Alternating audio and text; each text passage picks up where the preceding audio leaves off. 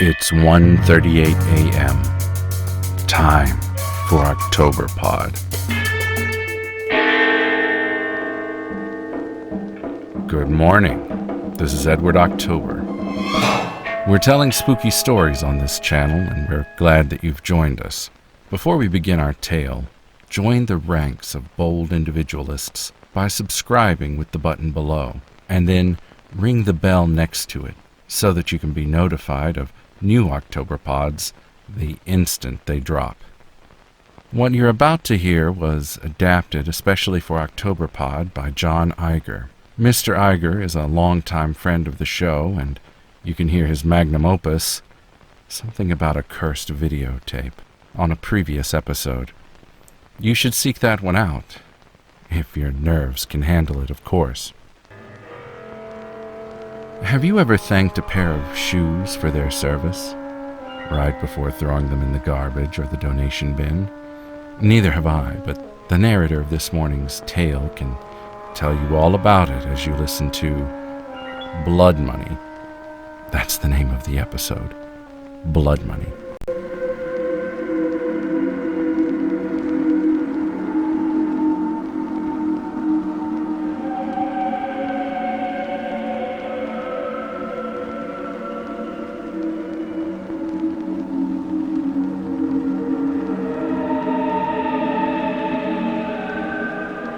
Mr. October, I've been listening to you for a while on your podcast and thought I'd check you out on YouTube. Got a story for you, but I'm not sure it's the type of thing you'd want to use on the show. It's a creepy and convoluted story about minimalism that I heard from my wife. Right now, I'm writing to you from the cramped quarters of a tiny house on a piece of multifunctional furniture that serves as a desk, a dining room table, and a storage cabinet for pet supplies. My wife Lakshmi and I have been living here for a little over a year. If we'd known coronavirus was going to shut down the country, we might have waited a while before downsizing. Lakshmi is the one who got us into KM and minimalism. KM stands for KonMari, the art of tidying up devised by Marie Kondo. Google her. She wrote this book that says you should live mindfully in regard to your possessions, which means only surrounding yourself with objects that spark joy. If an object ceases to spark joy, you should thank the object for its service and then throw it out. It's very much influenced by the philosophy of animism. But my wife could explain it more intelligently than I could. Lakshmi's involved in all kinds of online communities devoted to KM, mindfulness, and minimalist living. She has a lot of friends who are into it, including a friend/coworker named Alex. Those two are all over Instagram and Pinterest with all this stuff.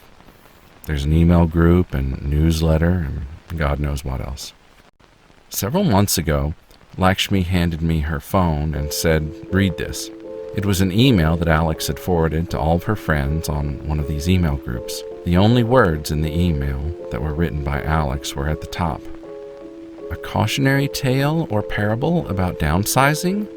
What say you, KMers?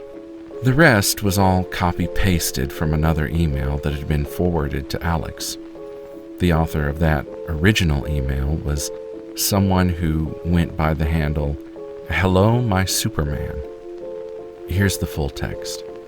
I've spoken to a reliable source. How reliable, you may ask? She's someone I've known personally for over 15 years, and I know her to be an honest soul. She told me this story. As related to her by a friend, I believe there is a lesson for all of us. In other words, ignore this lesson at your peril. Please delete this after you read it, and also delete it from your wastebasket and purge it from the computer. Here's what she told me. Apparently, there was this fella and his wife who'd fallen on hard times financially. Let's call them Mitch and Melanie. They lived in a crappy little one-bedroom love nest and survived on a diet of egg salad and toast for many years, getting by as gracefully as possible while being saddled with a mountain of debt, mostly student loans. The one big possession they owned was a house Mitch had inherited from a dead relative. But they didn't have the money or the cash credit to fix it up and sell it. House flippers wouldn't even touch it. Then one day, out of the blue, Mitch got a call from a mysterious Mr. Hayworth. Mr. Hayworth was a fat man in a not too expensive looking suit. I'm told he resembled Alfred Hitchcock. And when Mitch met with him, he handed Mitch a briefcase full of cash. Mitch thought that Mr. Hayworth wanted to buy their house. There was certainly enough money for it. But no, Mr. Hayworth was offering Mitch all the money for a single month's rent in the house. Mr. Hayworth made Mitch sign a contract that stated that he and his wife would not touch the money until 30 days after the month-long lease had ended and he'd vacated the premises. Now here's the really weird part. When Hayworth specified that Mitch and Melanie not touch the money, he didn't mean just not spend it. In other words, they literally weren't supposed to touch it, not even lay a finger on it. When Mitch told his wife Melanie about it, she was suspicious and thought Hayworth was a drug dealer looking to turn their property into a crack house with no questions asked. But she also admitted that they really needed the money. They decided that they'd let him rent the house and honor the contract because they needed the money. But they also wanted to keep tabs on him, make sure he wasn't involved in anything illegal. One night, Mitch and Melanie went out to spy on Hayworth at the house and planned to report him to the cops if they saw anything of ill repute going on. What they found was far more disturbing than the illegal drug trade. They saw this fat man sitting in the kitchen, perched over a bowl of salad. But upon taking a closer look, they saw that he wasn't eating salad, he was eating cash money. This man was shoveling 10s, 20s into his mouth and gulping it down.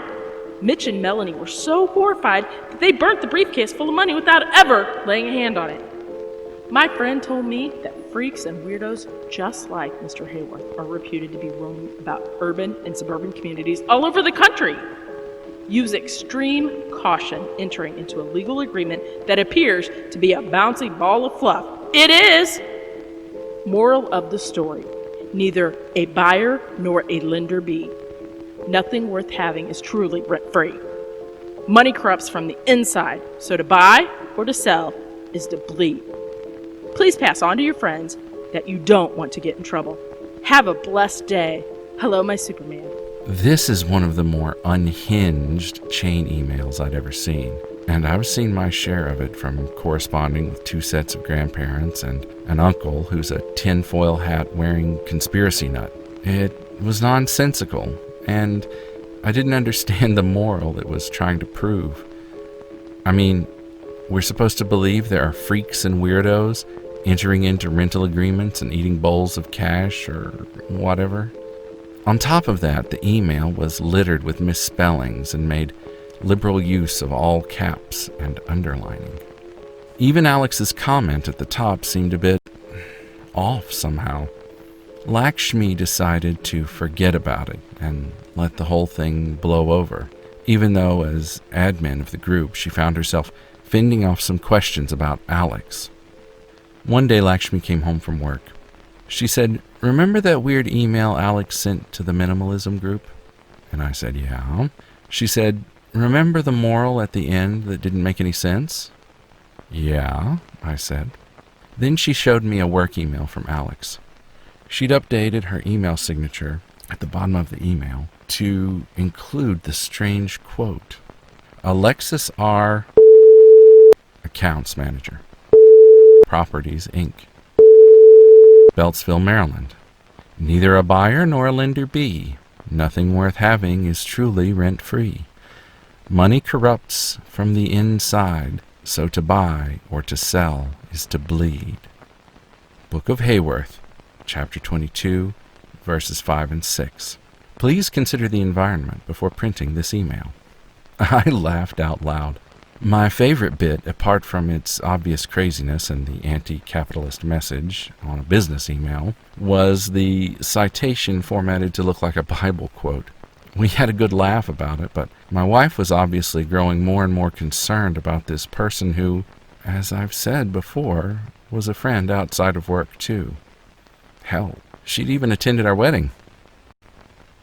A week or two later, Lakshmi showed me a picture Alex had posted on Instagram.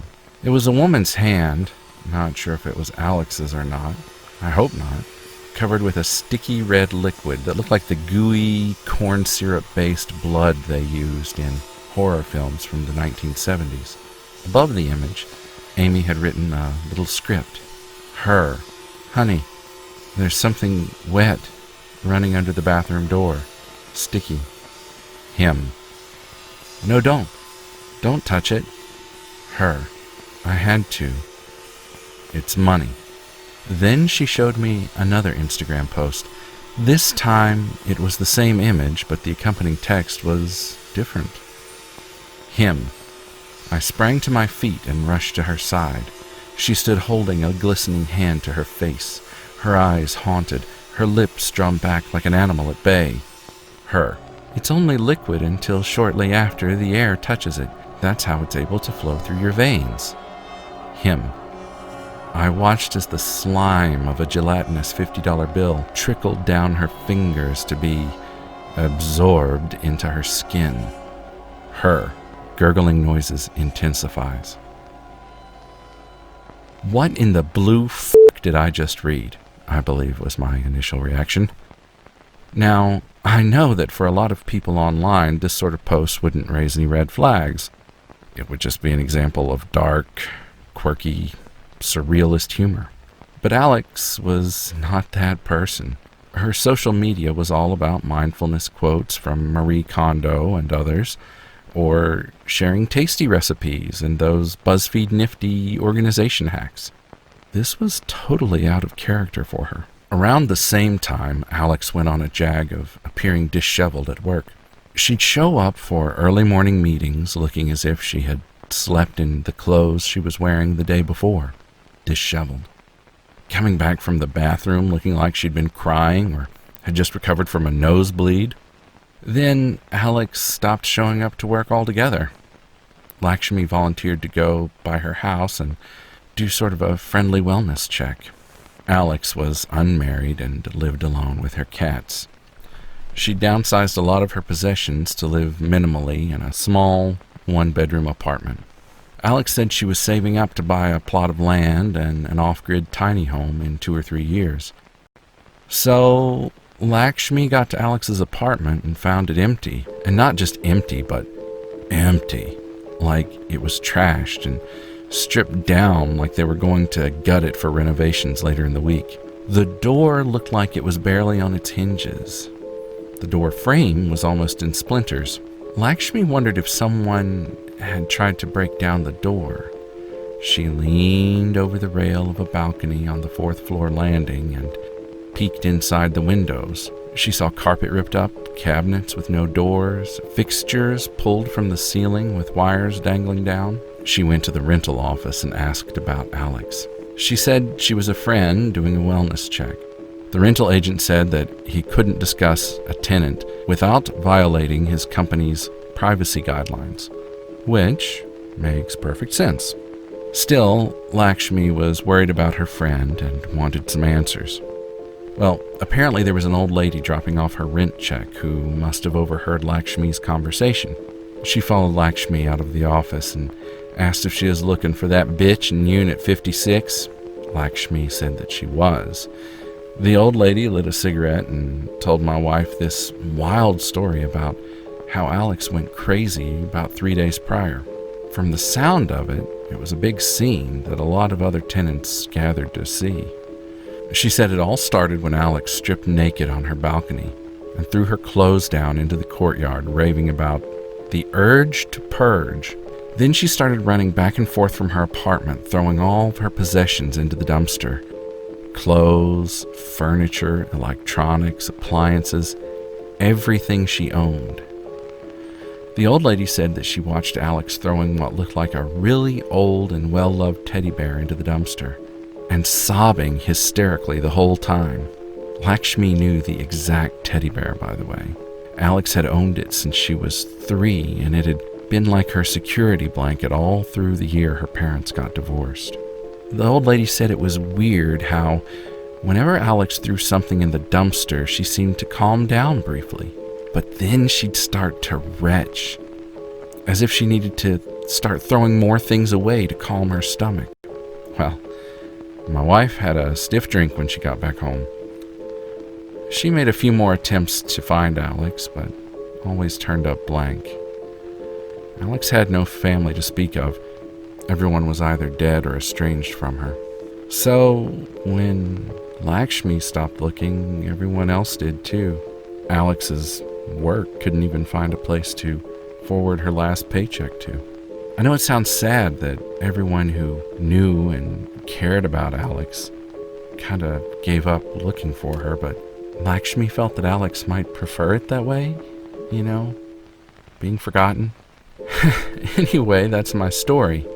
Hope you can use it. If not, please delete this after you read it, and also delete it from the wastebasket, and purge it from your computer. Or you could always just thank it for its service.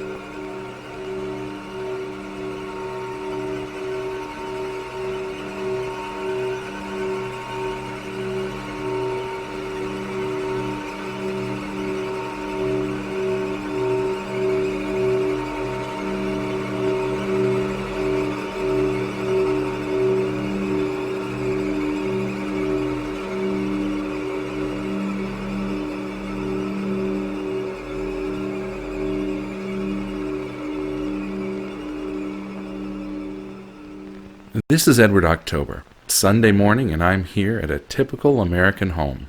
But inside, Jen and Cam of our True Crime podcast sit down to record their latest episode. Though Jen and Cam are lifelong friends, they approach true crime with the utmost professionalism. Their focus, So, dear. highly articulate, Alachua? Is that how you say it? It's right. Alachua, like Joshua, but Alachua. Alachua. You will Alachua onto my... and above all, compassionate. Honestly, I debated if I wanted to do this. And in the end, I decided it was important to honor this baby's short life. Every day, more folks wake up hungry for a true crime podcast.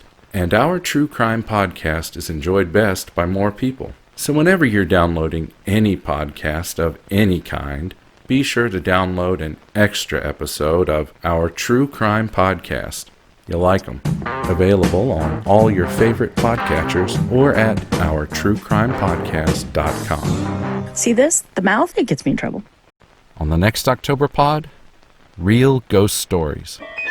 You have been streaming Octoberpod. Octoberpod was produced, edited, and directed by Edward October. Logo and banner graphics by Jessica Good. Edward October illustrations based upon an original character design by Nic Calavera. Select music and effects cues courtesy of freesound.org. The man who spoke to you was Mr. Edward October.